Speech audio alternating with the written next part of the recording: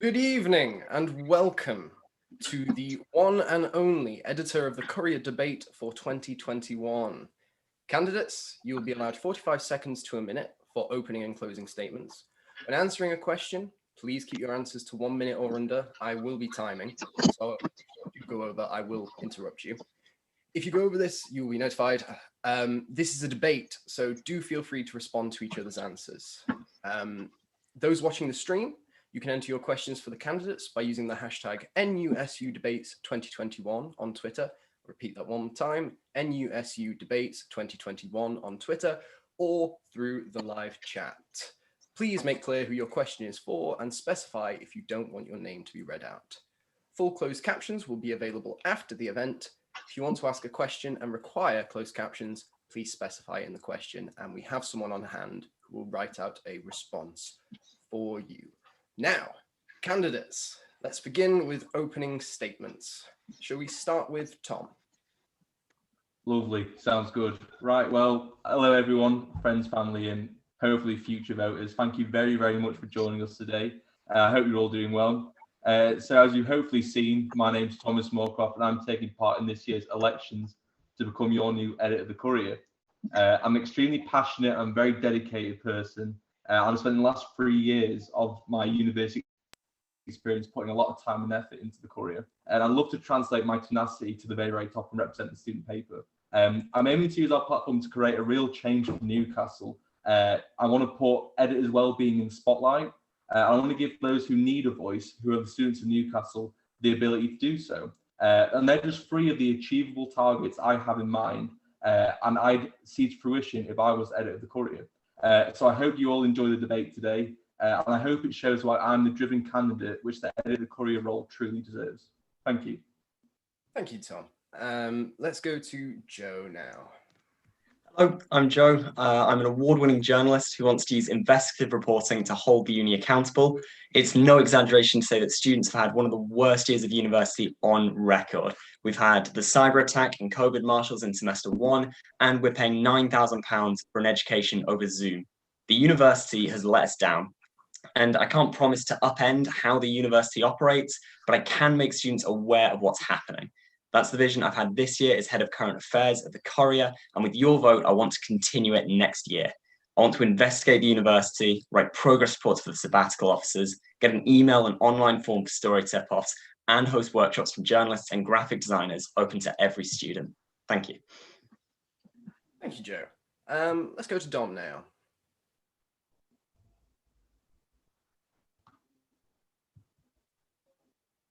I wanted to say you were on mute, but I was on mute.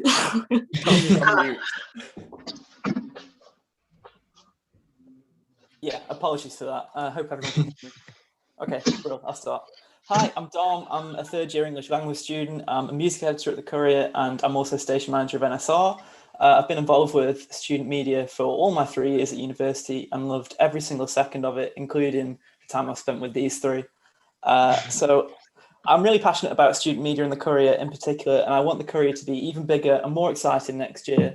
And I want to create a paper which uplifts the voices of marginalised students and holds the university to account as well. Thank you. Thank you. I see you're trying to charm your opponents there. George. Hello. Yeah, hi everyone. I'm George. I'm a Stage 3 journalism student, head of digital and design at the Courier, and the vice president and media officer of FilmSoc. If you're thinking I'm just one of 4 guys with a different beard and glasses combo who's after a grad job, I want to make it clear that in this debate, that creating opportunities for students is what really matters most to me. Specifically, I want every stage of student media, the student media process, to be about learning, all the way from creating to consuming content. Being editor of the Courier has always been about more than simply the newspaper. Responsibilities cover all aspects of student media, as does being a sabbatical officer with the interests of students at heart. I want to bring this to the forefront by actively working to improve every aspect of student media in my time as editor. Tonight, I will show you how I will do this and why you should vote Field number 1. Thank you. Thank you. That was very nice. We're now going to go to more specific questions, but we'll start with a general question to all of you. None of your manifestos mention any adjustment that are specifically COVID related. And as we cannot be sure we'll be out of this with the given guidelines by Boris, what I ask now is what key policies will you have to adjust if COVID restrictions persist into September? I'm happy to start if everyone else is. Okay. So I've actually posted something about this on my campaign pages recently. So if people want to have a look, go there. But I think in terms of my policies, I don't think there's anything specifically that I feel is restricted to print. I think, the speed dating policy, which I've mentioned, is something that can be done via Zoom. And I know that is daunting, doing a blind date via Zoom, but it is something that is possible. Additionally, with my society's pull-out, that's something that I can do, that we can do online. In a case where we couldn't put out a print paper, I would simply publish a weekly article with some of the best society events and student media events that were going on around campus. Thank you. George, would you like to answer now? Sure. I mean, the Courier's had to adapt a lot this year when it comes to moving to online editing and things like that. And we've recently had the Windows Virtual Desktop system installed so that we can actually continue with actual print issues. So even if print issues don't get published as a physical paper, we have an online version that people will be able to access in future. Also, to go along with that, we've been working quite heavily to get a Discord community going. So one of my key policies is the student media afternoons. And I think I would look to move those to a Discord server where everyone from student media can go and see what's on offer in one place. So it would be very much the same as how, very similar to how things have had to adapt for online as it is, just through an online portal. Thank you. Joe. Yes, I think just as George said, we've had to make the adaptations. I think probably the reason that none of us have mentioned it in our manifestos is that the manifesto is what you want to change. And I think there's very little to be changed here. We have, like George was saying, the remote desktop. We've been very good with when people are in the office, social distancing, things like that. In answer to your question specifically, for me, the only change I can anticipate is to workshops I mentioned in my manifesto. And usually we would do that in a room in the Students' Union, and it's very nice to have everyone physically. But if not, we could very easily do it over Zoom. The last editor, when she was leaving, Grace, had workshops with lots of different speakers, all done over Zoom, and they did very well. So this is a change that has precedent, weirdly. Thank you. And last but not least, Tom. Thank you. Yeah, I think that's a great question, because obviously, as we just heard yesterday, we have this kind of a plan of coming out of COVID, which whether it comes to fruition or not, I think we still have yet to see. Obviously, we have been struggling over the last year or so working with COVID in our environment. I think it's very, very difficult to go from that very social office life to having to resort to Zoom like we are right now and having to lay up online. But I also think there's a lot of lessons to be learned. I think we've learned that we don't have to rely on print to get great articles out to our readers. We don't have to rely on print to have editors getting involved because we have online editing platforms. I think this is just, I think it's very much a learning curve. Obviously, times are changing. We don't know what direction we will have to go in, but I do think that we have learned a lot from the experience. And I think especially moving online, reducing print, because I feel like when we were running print, a lot of times it was kind of going to waste a little bit. I feel like putting a lot of effort into online, especially in a COVID climate, is definitely the way to go. And it's something which I would enforce. Sorry, Tom. Thank you. Right. Can I just add some one more thing to that, please? Yes, of course. Yeah. Like Joe was saying with the workshops moving to online, often we found that when things are online, sometimes doors are open. So in many cases, opportunities might present themselves for more prestigious guest speakers, for example, or more qualified workshop leaders that wouldn't necessarily be available in print. So there is a trade-off there. But yeah, that's all I was wanting to add. Thank you. Anyone else? No? I mean, just adding on to that a little bit, has Northern Regional Officer for the SPA, which I've been doing for this last year, I myself have been arranging these workshops, so I would mirror what George just said, in that I think online workshops are definitely the way to go, something I should definitely be dedicating a lot of my time to as I edit the Courier, because like I said, it opens up this great opportunity for people to attend free workshops like I've had to host earlier this year with the SBA. I think it's definitely the way to go. Thank you. And I'll just ask something very quickly, Dan. Yeah, Tom mentioned about an environmental policy. I was just wondering if that was something you were going to ask about later, or whether I could talk about that now. We will get to an environmental policy a little later on. Okay, no problem. Thanks. It's all right. Right. So first of the more targeted questions, but feel free to get involved. George, do you believe that you are stepping out of your jurisdiction as lead editor and making your role too big to be feasible while not encroaching on the execs of NUTV and NSR? Not at all. I think, in fact, what I'm doing is making it more public how important the role of editor is to all aspects of student media already. NSR and NUTV do indeed have their own execs. However, they rely on the editor of the Courier for a lot, for example, being the head of media exec already. Additionally, funding and everything like that is controlled by the editor of the Courier. So I think, as I said, with one of my main policies is renaming the role. And I think the function of that, the achievement of that would be to draw focus on this, on the fact that that the role is bigger than just the Courier, and it's important not to ignore that and not to make it feel so people on the other aspects of student media make sure they feel like that they're not ignored. So yes, I think that's. I would just like to question whether, if you became this student media head, whether you would need another editor of the Courier to work as an NUTV or NSR exec instead. Not at all. Every section has an existing senior team. That's not going anywhere. I think the current structure works very well, but it's about ensuring that the focus is there, so that, for example, in future elections, the NUTV and NSR do indeed get mentioned on manifestos because it is important. And there's been a lot of animosity in the past when NUTV and NSR have felt ignored, and it's very important that that doesn't happen. Okay, thank you. Would anyone like to add anything to that? Yeah, I would.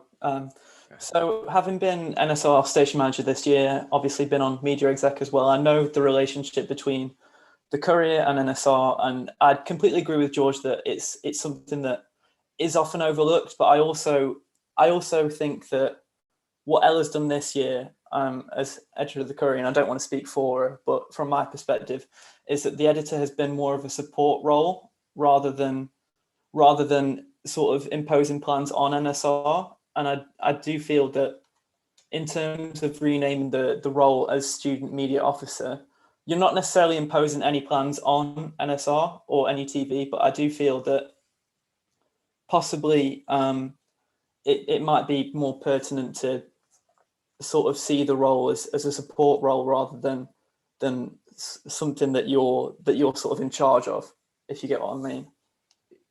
Could I respond to that? You may respond. Is every sabbatical officer not a support role? Are they not all? So, like, you have the activities officer, for example. They are supporting every society. Every society has their own committee. It would be very much a similar thing where I would be in a very similar capacity to now, in the sense that you would be helping and facilitating the existing committees. Could I respond to that? Yes, but in the interest of time, I'm going to say 45 seconds. Okay, no problem. Yeah, I completely agree with you, George. I do completely agree. I think that, you know, the editor of the Courier is there to support NSR and NUTV, but I just want to see how what you'll do next year is potentially different to what is already being done in the role of supporting those two branches.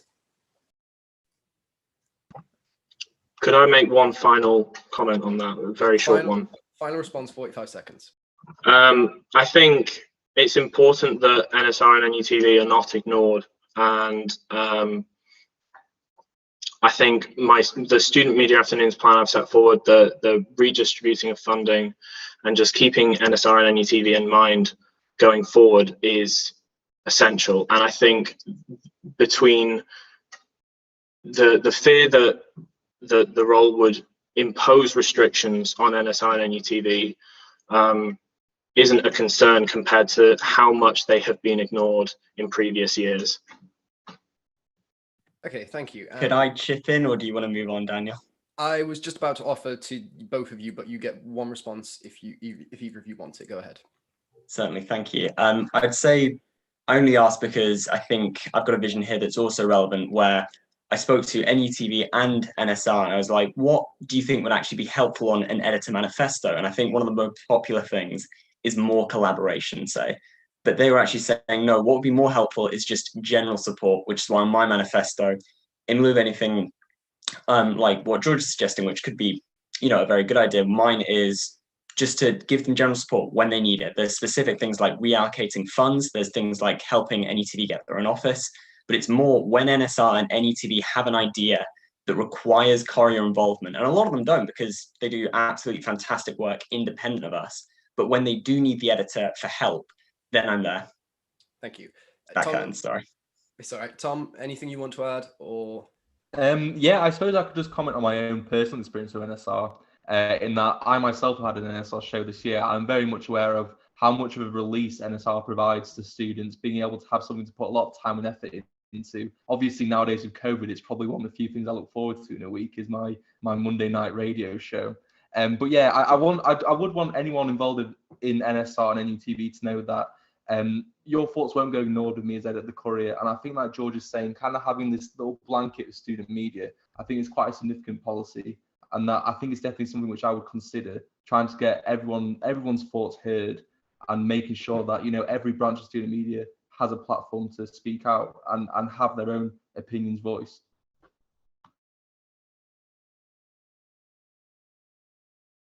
I think you're muted, Daniel. Sorry, God, you knew this was so complicated. Pressing so many buttons. Right. This one is to Joe and George. The reason the Courier has an extra room this year is because the SU building isn't currently in use for meetings and society events. When there's not a pandemic, the rooms in the SU are usually in high demand and get booked out quickly. Why and how do you think you'd be able to get permanent access to an extra room for NUTV? I'd like to begin with Joe.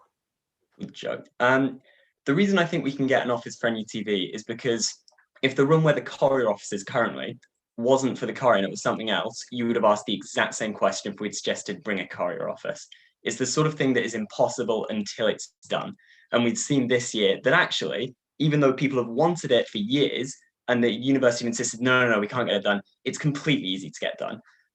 But I don't think I'm inflexible on this. I think if it turns out that actually these rooms are in high demand, and I've been down that corridor all of last year, these were not rooms that were popular. They were very often empty, certainly empty long enough for NUTV to do good work. Sorry, I know I'm getting to the end of my time, but if it was absolutely impossible that they could have that as their office, at the very least, they could put a couple of drawers there, a couple of shelves, and use it as storage. So certainly it's not difficult to get things better for NUTV. Thank you. Now, George. I've already spoken to the activities officer candidates about this policy and about the feasibility of it. And I've even suggested that the Courier currently, or over the course of the past few months, has had one of the biggest rooms down that corridor. And I think even one of the smaller ones would be a significant upgrade for NUTV.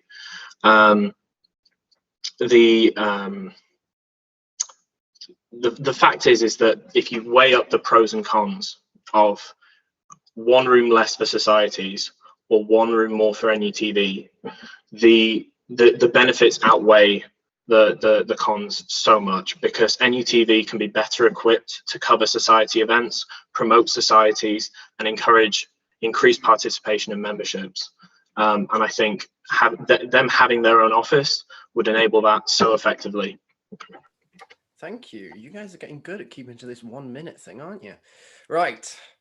Tom, you suggest an increase in online marketing and reader incentives, and you say that this would create a better relationship between reader and editor. Could you provide some examples of online marketing or reader incentives that you would implement and how they would encourage a better relationship? That's a great question. That's something I've definitely been trying to consider over the last week. Everything I put on my manifesto, it's something which I truly believe can happen. And I truly believe that there are ideas and examples in which we could do this. I think definitely dedicating some of our budget to online marketing. So for example, I'm sure everyone here has become accustomed to using Facebook to target advertisements to students that maybe aren't aware of the Courier, try and get them involved. I think that's definitely a really significant idea because I feel like we're kind of a closed off little group at the moment. I feel like we can truly expand and share this great experience with more people.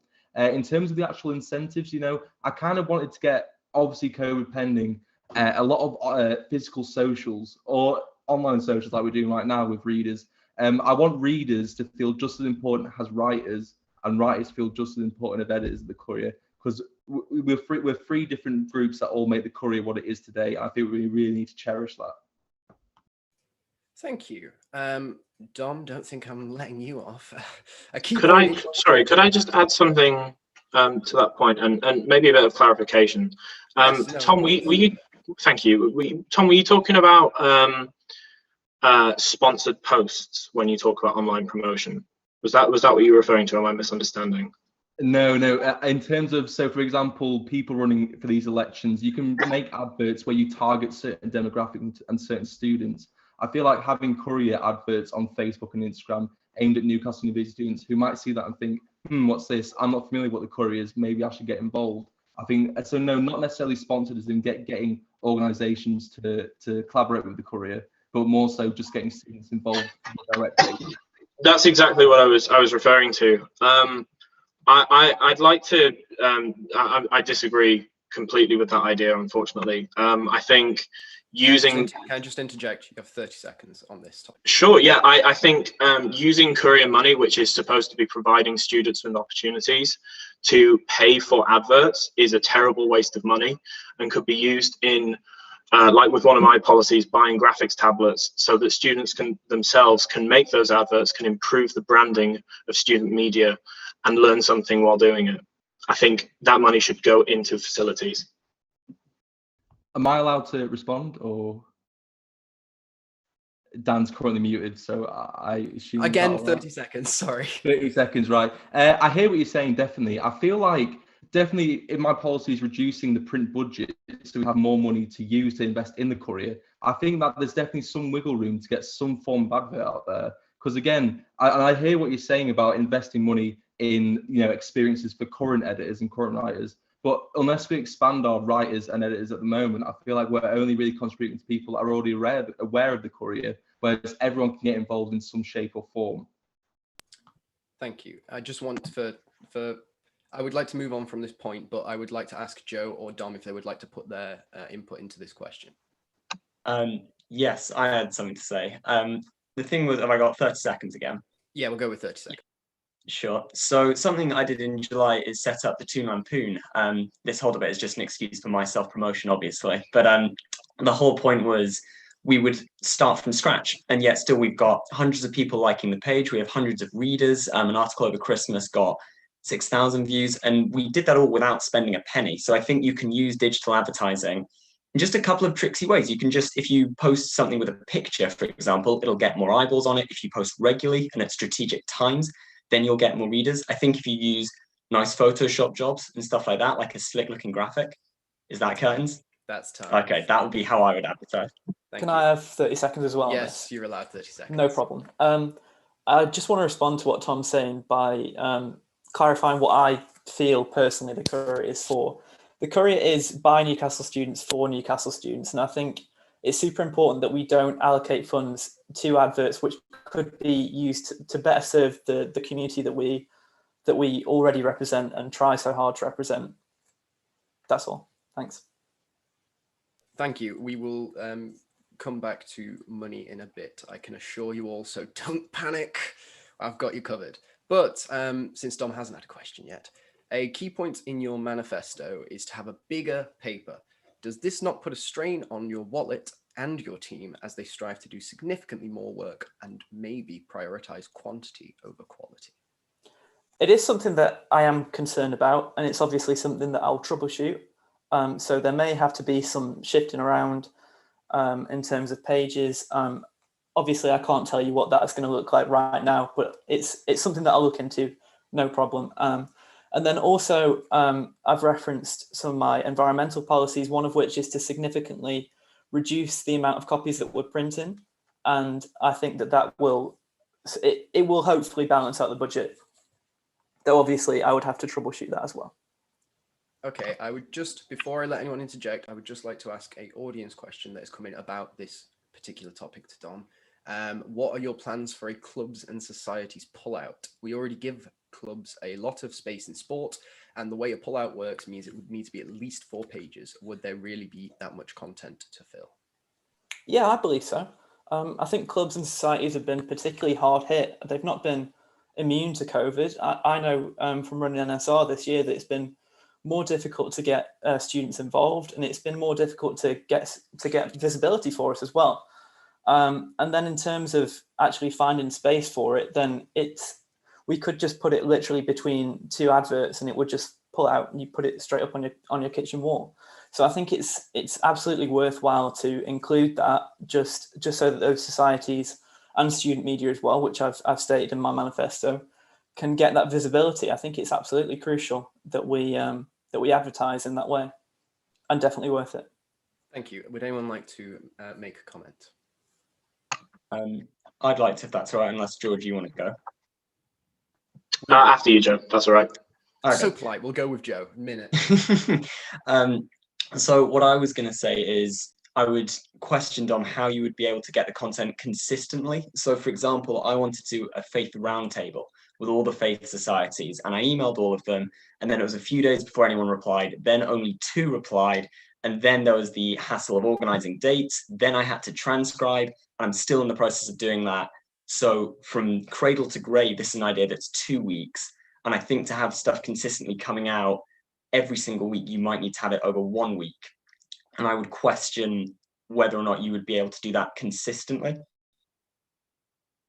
Could I add to that? I completely agree with what Joe is saying. I think we've had so much trouble in the past in contacting societies, and even when it's just been a single society featured on the second page of the paper, filling that by the print deadline has always been a challenge. That's why with my student media afternoons, I am encouraging media societies to attend the event as though it's a freshers fair every week, but with a media focus. And that way there's more to gain from it, where there's collaboration and communication with every side of student media, a group of people, and it goes beyond just a 200-word article on page 2, which is difficult to fill. Thank you. Can I respond to that quickly? Yes, you can respond. I'll give you 45 seconds. No problem. So I think those are obviously very valid points, and I get your argument. Societies can be tricky sometimes. I know that. I'm not overlooking that. But as well, I just want to reinforce the idea that this is not necessarily just articles that I'm planning on printing about societies. These could be stuff that they post on their Instagram that they could just hand over to us, maybe an event flyer, and that would significantly help fill the page. And it would mean that we're relying less on, people churning out a 400, 500-word article about an event they're running. So just in case that was a concern that you were having. Thank you. Would we like any responses from that? In particular, Tom, since you haven't had a... Yes, go ahead. Yeah. I would just like to say, I wonder if that example you just provided, I'm not sure if investing a lot of time and effort into having this pullout would do as much work as it would to just perhaps use the Courier socials to promote these events instead of actually having them in a print pullout. Dom, since that's a direct question, I will let you respond to that 30 seconds. Thank you. Yeah, no problem. Tom, I see your point. It's a very fair one, very valid one. And obviously, if it's something that wasn't getting traction, then that's something that I would look into. I would look into moving it strictly to online. So I'm by no means wedded to the idea of it must be in print. If it's not an idea that's getting any traction, then absolutely, I'm flexible with it. Thank you. We're going to now move on to the next topic. Sorry, Daniel.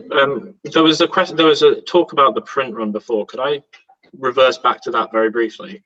we have a dedicated question that we will bring up about privilege. Excellent. Don't worry then. That's all good. I've got you guys. Don't worry about Excellent. You're on it. You're on it. Fantastic. I'm on it. I'm terrified. No, I'm on it. Right. So, question for Joe. It has been confirmed that the COVID marshals are not a part of Operation Oak and thus have no correlation to the university directly. So why in your campaign video do you imply that issues with COVID marshals are a fault of the university?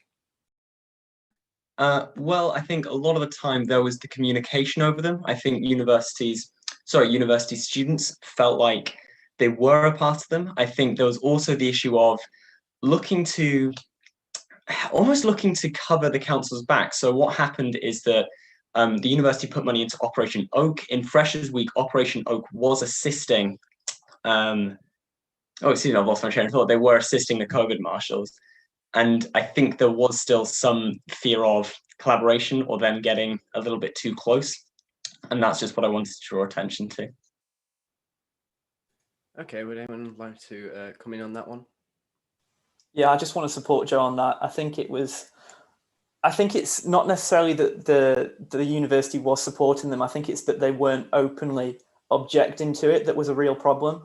I think students really needed to hear that the university had their back, were fighting for them, and that they weren't actually involved, because it was ambiguous for so long that to the point where by the time it eventually did come out, we were so annoyed with it that we were just not going to accept it. And I think it was allowed to boil over to that point. Thank you. Anyone else? Are we okay? We're okay for me to move on? Right. To Tom, your campaign slogan in your manifesto features more representation, but from your manifesto, there is no mention of how you are going to achieve more representation. Could you please elaborate? Of course, and thank you for giving me a platform to elaborate on that. I think in terms of the more representation, it's more so making sure that the marginalised voices in Newcastle are being heard. And I feel like that's something which, as head of sport this year, I've already been aiming towards. I think we've had a lot of articles over the last year or so on the LGBTQ community, on gender sports, which often aren't heard about in mainstream media, on Black History Month related stuff. I think it is really important to acknowledge that we are a diverse group at the Courier, and we do want to have a lot of strands being represented in this one broad student media bubble.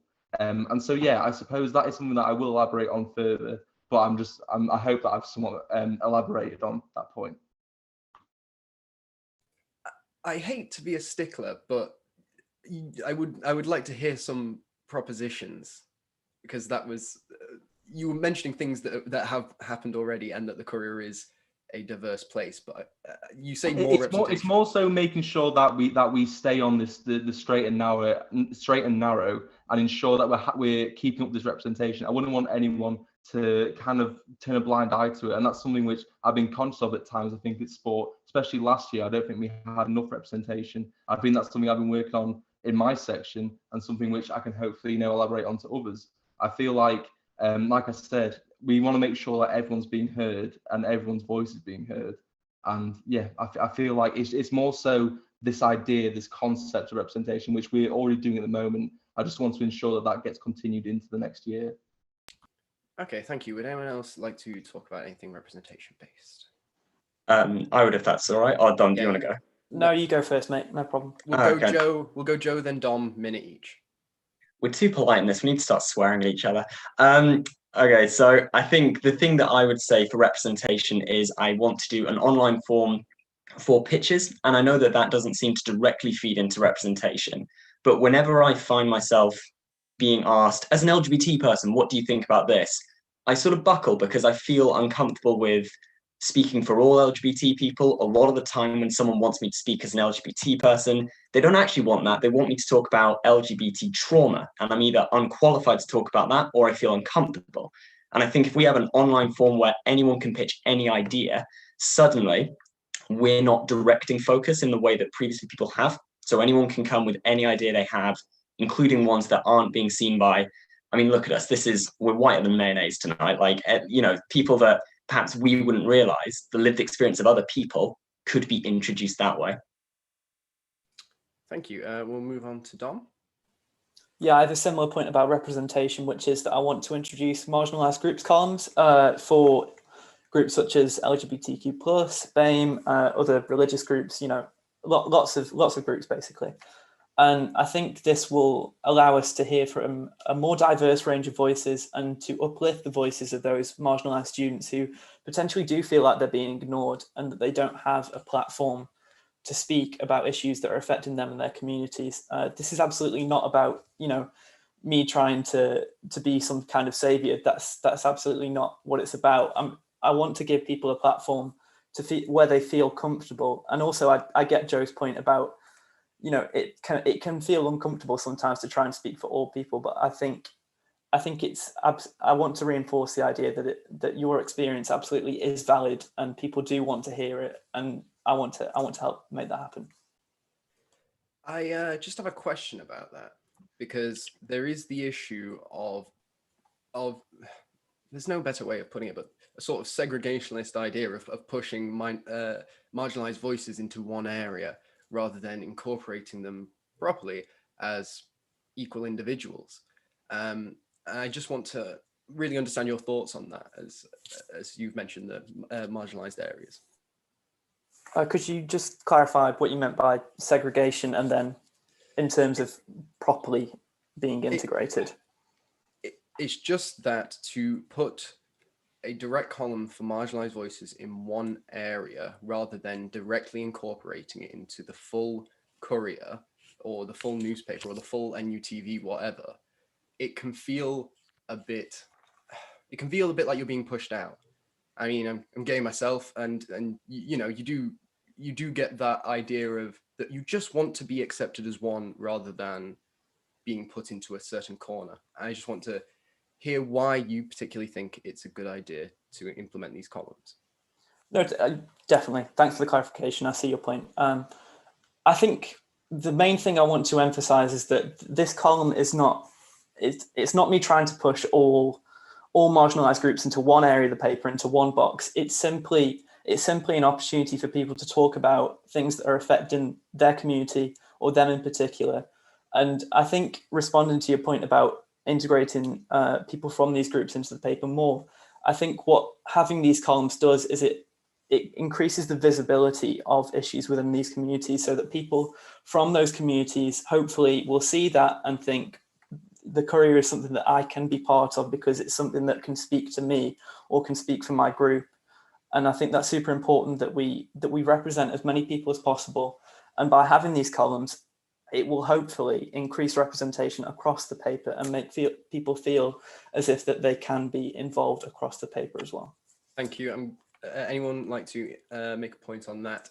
Okay, we'll go to. Yes, please. Sorry, I would love to add to that. I think representation is essential in the paper, in all the student media. I think doing it as columns, dedicated columns, while it sounds like a nice idea, I don't think that's the way to do it, because it does contain it into one section of the paper. It needs to be prevalent throughout. I also think online article pitches is not the way to do it either, because writers can already submit articles to editors as a pitch, and we don't get that sort of content. BAME and minority students already have so many fantastic contributions to the paper.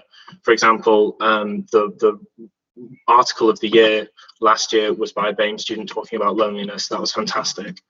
However, we are not diverse. Joe said we are 4 white guys talking about diversity and representation. We're not necessarily the people for this, as important as it is. And could I just finish this sentence? Yes, you can finish the sentence. And my way of doing it would be to have it through the entire paper and through all the student media by collaborating with the people that are elected to do this, which is the Welfare and Equality Officer and the Liberation Officers. Thank you. Would Joe or Tom like to put their 2 cents in? Please, I would just into response on what George said on the online form. I think that is the idea, because I'm not opposed to working with the Welfare and Equality Officer or the Liberation Officers. I think that's a great idea. And I'm aware that people are able to currently pitch to editors and pitch to even the editor-in-chief. And we do get some ideas through that. We get some very good ideas through that. but it's not that many. And I think if we were to streamline the process and broadcast much more publicly, we want your ideas, it can be any idea within reason, come and give it to us, then I think we're going to attract a much wider range of voices. Thank you. Tom, would you like to say anything about this?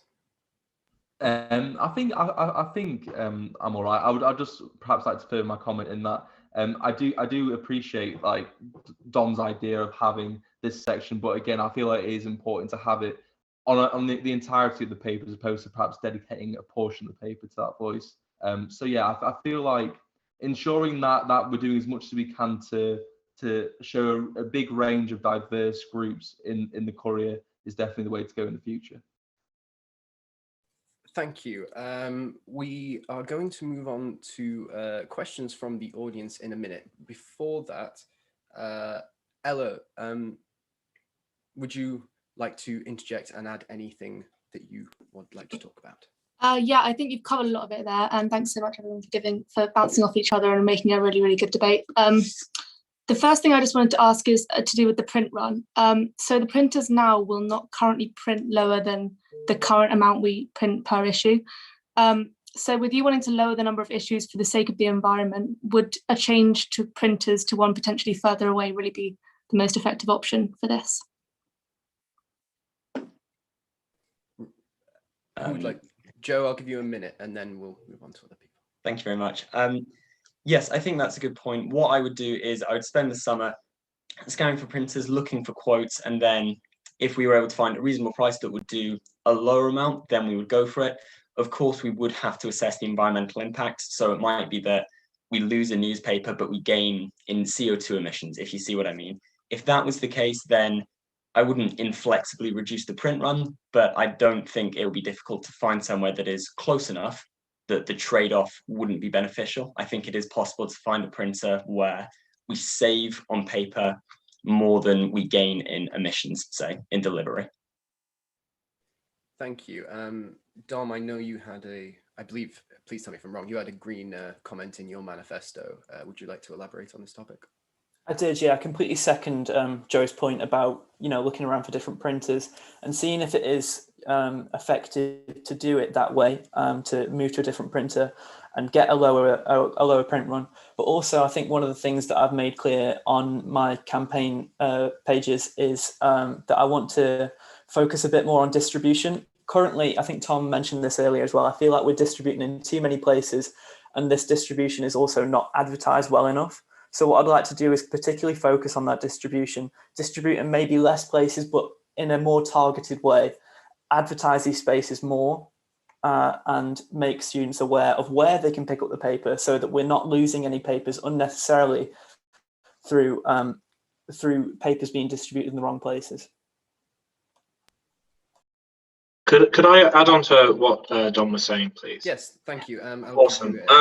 I completely agree with the idea of reducing the number of places we distribute to. I think Joe has plans to distribute to halls. I think that negates any potential savings in reducing a print run, even though I don't see that as feasible to reduce the print run. But I think increasing the number of places we distribute to worsens our environmental impact. Going on to the topic of the print run, I'm glad Ella brought that up because that stood out to me as well.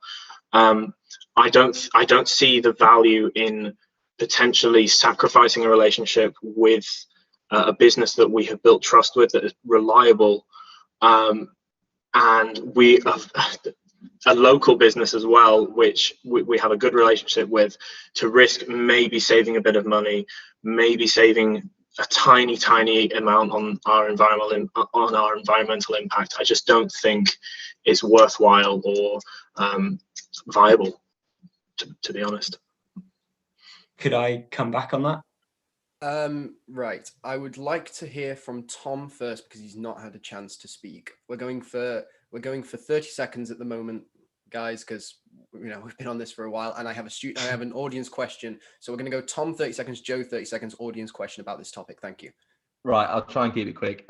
So yeah, I acknowledge everything that everyone said. I think I had a similar thing that Joe was going to say when Ella posed the question. I feel like it is a matter of analysing different aspects and trying to see if we can perhaps renegotiate with other businesses that would take us on. And also, laying on to George's comment, we have a good relationship with our current provider. I don't see why we can't form a greater relationship with another provider while also ensuring that we're staying environmentally stable. Joe, would you like to do your 30 seconds? Certainly. I would say we do have a good relationship with our printer, and it would be sad to lose that, but I think there are more important things at stake. I think I can see the issue with taking it to other student accommodation sites, but what we potentially gain in admissions there, we also gain more in making students feel like they're part of the student community, because currently students in accommodation have not felt like that. They've had an awful time of it, and I think a little thing to help them feel included could be worth it. And I think any increases in admissions will be offset by reducing the print run, which I think is perfectly feasible. We have had a question in from the audience. Now, Dom, you have just touched on this, and Joe, you have talked about this in your manifesto, but particularly Tom and George, with the distribution plans, do you think that the current distribution plans are working perfectly, or would you like to change it up? And can you give us more specifics? Thank you. I feel like adding on to something that Dom posed earlier about perhaps aiming our distribution at sites where we know we get a lot of interaction from. I feel like I'm sure everyone here has had the process of taking papers down to the recycling bins at the SU and acknowledging just the amount of waste we do produce as a newspaper.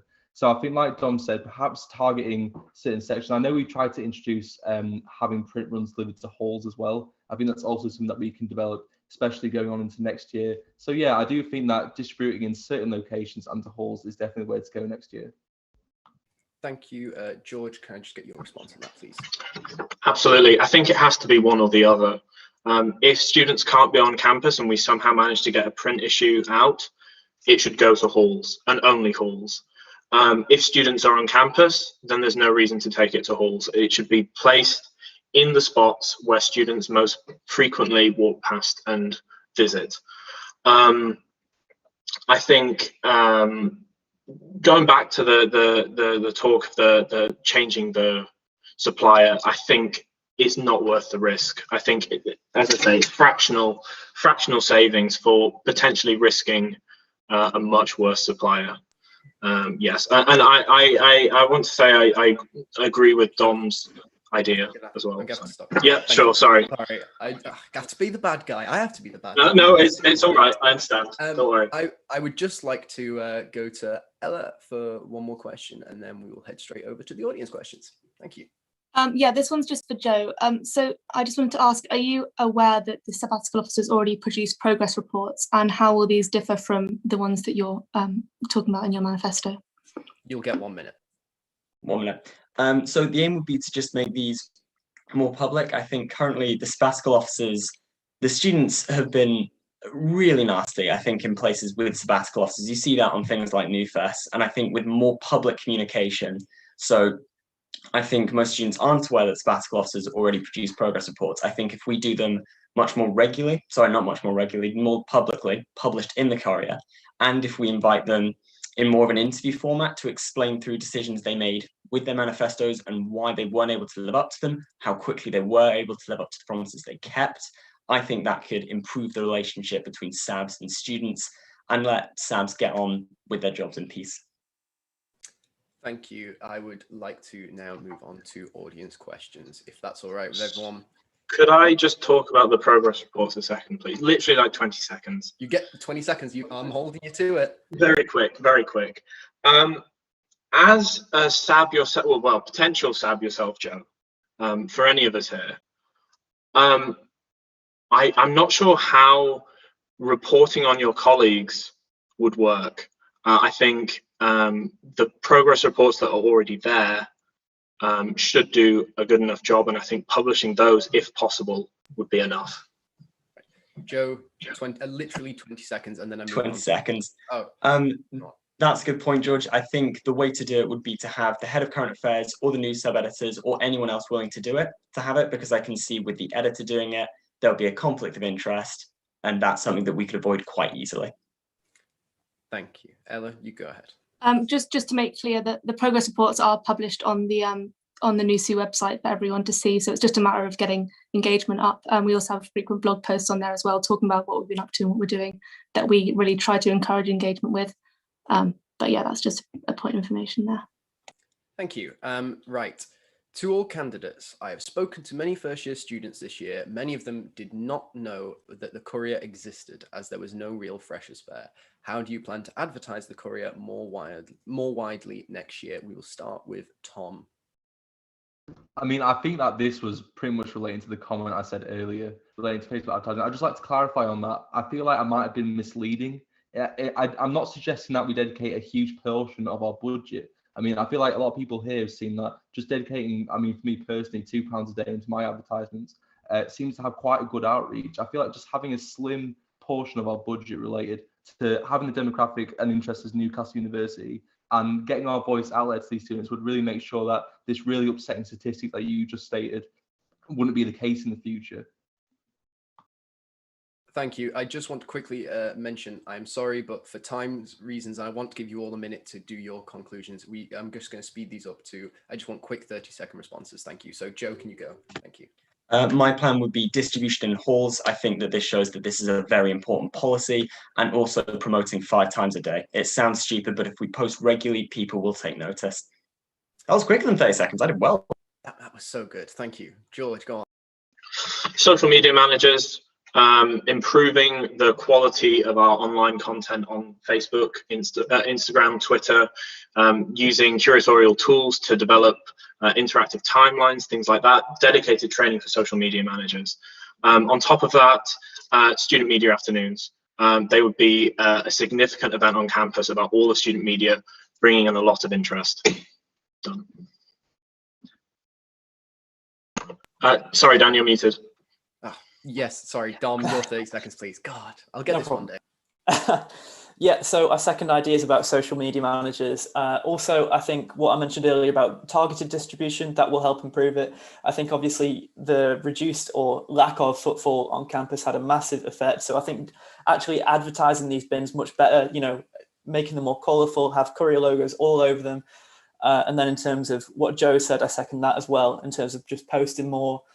And I know people had issues with my marginalised groups columns, but I do think that if we're hearing from more diverse, literally one more second, sorry, if we're hearing from more diverse range of voices, that may also help with people wanting to engage. Thank you. We're going to try for one more question, but I will make sure you get the minute, don't worry. To all, every year candidates promise more investigative journalism.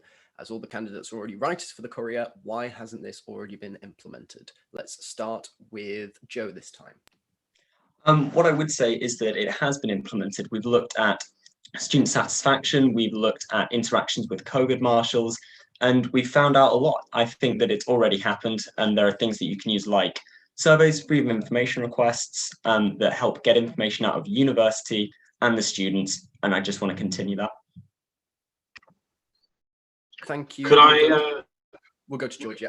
Amazing. I think, as Joe says, a lot of that has already been implemented, and therefore I struggle to see how Joe's manifesto offers anything new beyond that. And additionally, with the point of sending more FOIs to the uni, they already fail to respond to many of them. And under FOI law, if you send more, that's counted as harassment, and they don't have a right to respond to them then.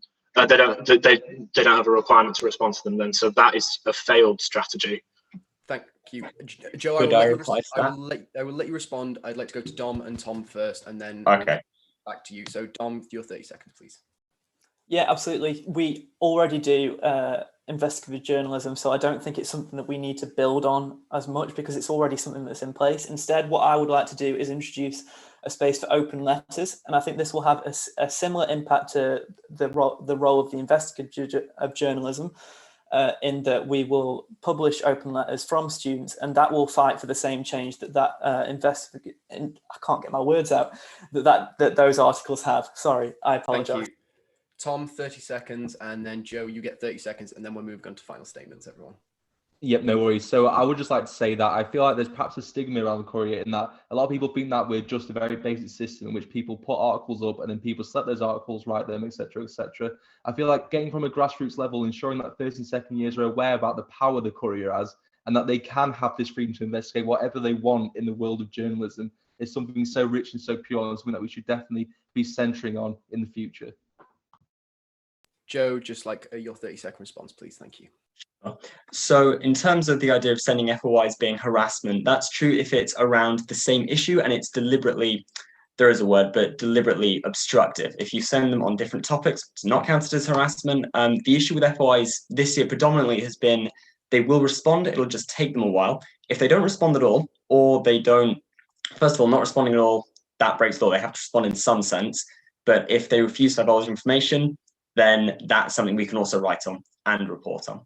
Thank you. I'm going to have to Could I have 5 seconds? Sorry. No, you can't. I'm sorry. I've got to Okay. move. No problem. No problem. We have one, I'm pushing it. minute. You are. Get out. No, we have a 1 minute closing statements. We will start with Dom. Go on. Brill, thank you. So my aim, if I get elected, is to make the paper represent all students and the needs of all students. I want the Courier to be at the heart of driving positive change for students, as well as a great read. I want to continue putting out fantastic content as we've done consistently. And if you want to hear more, you can check out my manifesto or message me on any of my campaign media pages. Lastly, I'd just like to thank everyone who made this debate happen and all the people who are watching at home, all the people who sent me lovely messages, and to the 3 candidates that I'm running against as well, because they've been fantastic friends and no doubt they'll be great in the role. So thank you. There's tears in my eyes. George, you Awesome, go. Tom.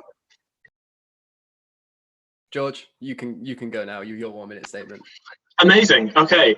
In that case, so I hope my passion for student media has been clear to you all over the course of this evening, and that you see it across my campaign. This really matters to me, which is why I don't want to stop with student media when my degree ends. I consider all of my fellow nominees, as Dom said, I consider all of you as friends, and I've really enjoyed seeing and helping them to develop during their time on the Courier. With that said, my degree has trained me for this job, as I have my extracurricular projects, and I know that I'm ready for it. And I'm ready for you to vote Boatfield #1, so please do. Thank you to all the student media for hosting and arranging these debates, and thank you to Daniel, Ella, my fellow candidates for the engaging discussion, and thank you to everyone who is watching. Good night. Thank you. We'll go to Joe for your minute statement. Perfect. Thank you to everyone for watching and asking questions. Thank you to Daniel moderating. Thanks to Ella for asking questions as well. NSR and NUTV, everyone else on the Courier for organising. I know it's cringy to say, and I know there are jokes about it, but I love this paper. I'm close friends with the people who make it, including everyone here, including the other candidates. Like Dom said, everyone here tonight would be excellent in the role. Last year, I'd stay in the office until the small hours of the morning because I wanted it to be the best it can be, and I still do. We already do so much good work, and I want to do more I want to do more good work that gets read by more students. I think it's more important than ever before that students have a voice. And if you vote me as #1, I think we can make that voice more assertive than ever. Thanks very much. Thank you. And last but not least, Tom, go ahead. Amazing. So I hope you all enjoyed this very healthy debate, and I hope you're all hopefully one step closer to voting Tom Moorcroft for editor of the Courier. So I think it's quite hard to actually try and explain, like Joe says, why we love the things we love. You know, the Courier's been such a huge part of my life, and having the opportunity to represent it at the highest level is something that I really wouldn't take lightly.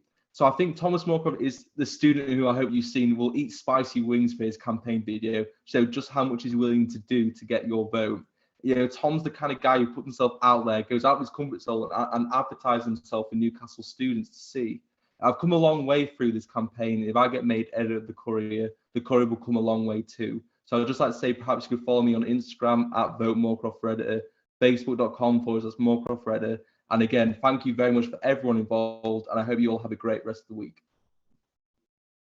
Thank you. And I would just like to say it's been fun, guys. I've had a good time. I hope you have too. I'd like to thank the candidates for turning up. I'd like to thank NUTV, NSR, and the Courier for putting it on. I'd like to thank lovely current editor, Ella, for all the help she has given me in preparing for this debate and helping me along with it. And I would just like to say, if you want to find out anything else about the candidates, they have manifestos on NUSU. They have a lot of social media. I've seen you copying trends. Don't you think I haven't had my prying eye out there? You're all sick of our faces. I am. But anyway, thank you for the debate. I hope everyone has enjoyed, and please vote in the up and coming elections. I've been Daniel Janicki. Thank you very much. Thank you. Thanks very much. Thank you so much. Thanks. Bye. Thanks, guys. Good night.